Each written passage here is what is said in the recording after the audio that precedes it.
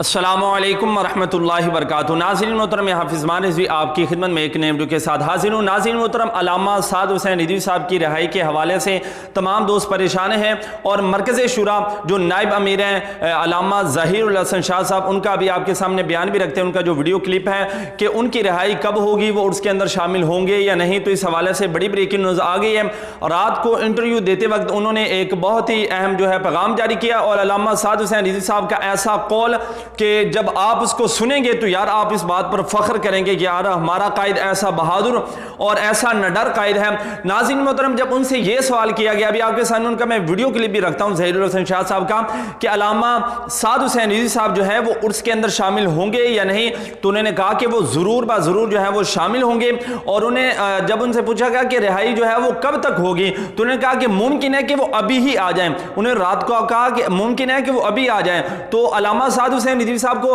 حکومت نے تو ایک قسم کا رہا کر دیا ہے۔ انہوں نے کہا کہ آپ رہا ہیں، لیکن علامہ سعد حسین رضوی صاحب کو وہ تاریخی جملہ جو ابھی ظہیر الحسن شاہ صاحب کی زبان سے بھی آپ سنیں گے، کہ انہوں نے کہا کہ ہمیں اپنی رہائی سے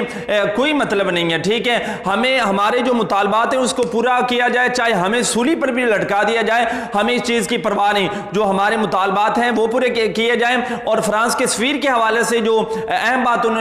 ظہیر الحسن شاہ صاحب نے کی ہے، ابھی آپ کے سامنے وہ منظر رکھتے ہیں، آپ خود ہی دیکھ لیجئے۔ حافظ سعد صاحب عرس سے پہلے تشریف لے آئے گئے، اور یہ ممکن ہے کہ ابھی آ جائیں۔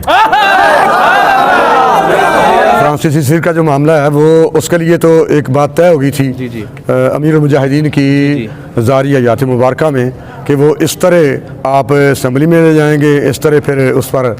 جو طریقہ کار ہے، جو پروسیس ہے، اس کے تحت پھر کمیٹی تشکیل دی جائے گی، اور پھر وہ فیصلہ ہوگا۔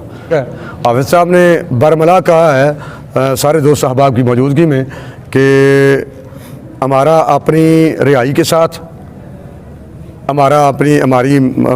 ہمیں اس بات سے ہمارے مشن کا کوئی تعلق نہیں، نہ ہم اپنی رہائی چاہتے ہیں، نہ ہم اپنی موت سے ڈرتے ہیں۔ ہمیں چاہے تختہ دار پہ لٹکا دیا جائے، لیکن ہم اپنے مطالبات سے پیچھے نہیں ہٹیں گے۔